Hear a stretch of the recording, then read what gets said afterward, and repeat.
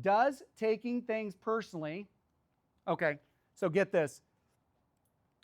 Does taking things personally come from who others say we are or who we believe we're not? Do you guys understand that? Huh? You see, most of us spend our lives thinking that we are inadequate. We spend most of our lives living it based upon other people's opinions. I used to be that guy up until about 10 years ago. I lived with anxiety. I lived with depression. I lived walking into rooms paranoid about how I looked and how I talked, how I smiled, what belt I was wearing, what shoes I was wearing, how I would show up, what would they think if I said this or did that. And that was just any normal conversations.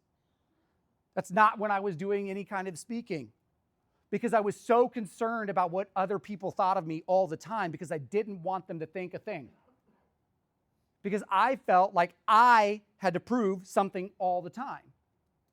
When in reality, I spent no time studying who I was and why I'm here.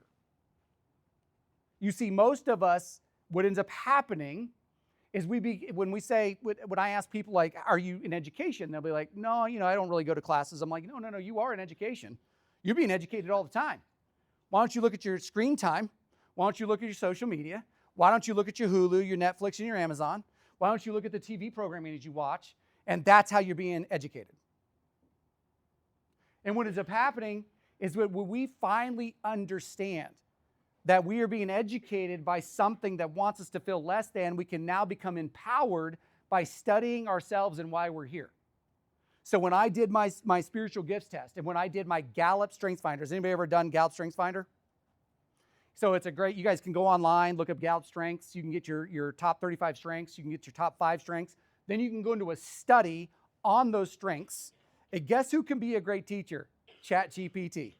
You can copy and paste your strengths. You can put them in the ChatGPT, and you can say, I work in the dental practice as blah, blah, blah position. How can I use my strengths to serve my team?